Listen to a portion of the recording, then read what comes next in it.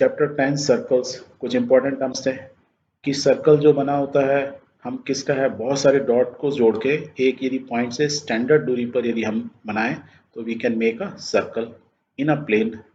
और उस सेंटर से यदि मैं जो डिस्टेंस यहाँ से खींचूंगा उसको क्या बोला जाता है, रेडियस। और इस पॉइंट के इसके यदि मैं ऑपोजिट भी इस डायरेक्शन में चला दूँ बराबर डिस्टेंस, तो ये पूरा टोटल डिस्टेंस क्या हो जाता है, उसको बोलते हैं diameter. That means diameter is double of radius.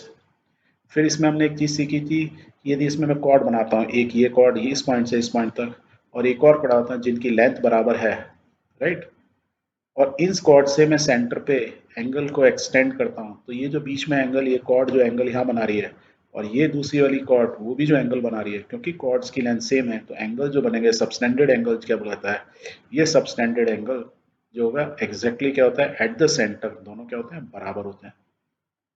और क्या सीखा था कि कॉर्ड जो है सर्कल का जो एरिया है उसको दो पार्ट में डिवाइड करती है।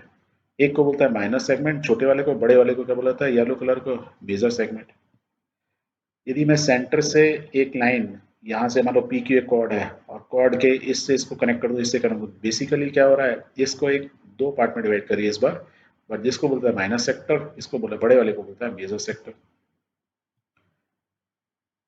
एक सर्कल के सेंटर पे एक यदि कॉर्ड है और मैं एक लाइन ड्रॉ करूँ, right, perpendicular to the chord, then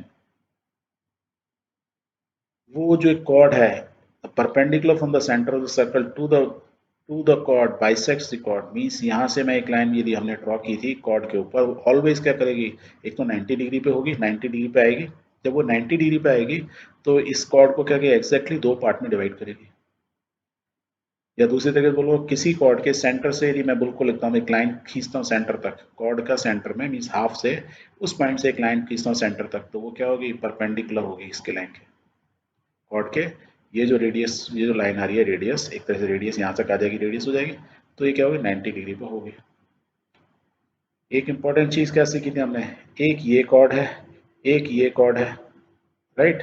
so there is one और only one circle passing through three non collinear points.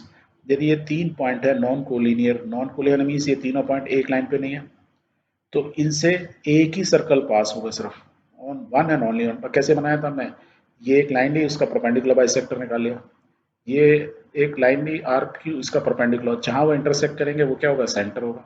और सेंटर से एक रेडियस आ जाएगी इसकी, एक सर्कल बना दो, तो ये जो सर्कल बनेगा ये तीनों पॉइंट से पास होगा और ये अकेला ही होगा, दूसरा और कोई सर्कल ऐसा हो नहीं सकता। एक इंपॉर्टेंट चीज हमने क्या सीखी थी, जो ये हमारी कॉर्ड हैं वो क्या करती हैं, सर्कल के सर्कमफेरेंस को, ये जो वाला पार्ट है इसको क्या बोला जाता है, इसको बोला जाता है सेक्टर, आर्क, सॉरी आर्क। तो ये एक आर्क है, ये वाली देखो, ये वाली कॉर्ड डिवाइड करे तो ये इसकी एक आर्क है। तो इस तरीके से बहुत सारी आर्क एक सर्कल में हो सकती हैं। यदि दो कॉर्ड या दो आर्क, यदि एक ये वाली आर्क है और एक ये वाली आर्क है, लाइट ब्लू और डार्क ब्लू, यहाँ से एक लाइन खींचता हूँ, दैट मीन्स ये जो कॉर्ड होगी वो इस कॉर्ड के बराबर होगी। यदि आर्क की लेंथ बराबर है तो कॉर्ड जो होगी वो भी बराबर होगी।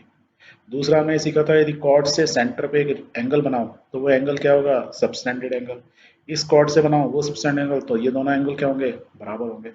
दैट मीन्स जब मेरी कॉर्ड की लेंथ बराबर है ये वाली की, तो मेरी आर्क की लेंथ भी क्या होगी, बराबर होगी, और वो इक्वल एंगल सबस्टैंड करेंगे सेंटर पे।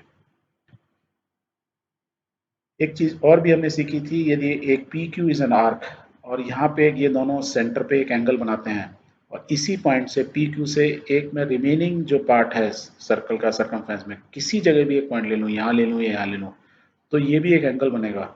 और ये एंगल जो भी होगा वो इससे आधा होगा, सेंटर पे जो एंगल बन रहा होगा। यदि देखो इसी इसी लाइन को मैं एकदम बिल्कुल पी क्यू को एकदम ऐसे कर दूँ, तो इस से लंबी जो बनी लाइन, तो ये क्या बोलते हैं, डायमीटर। डायमीटर होगी तो सेंटर पे क्या एंगल होगा, 180।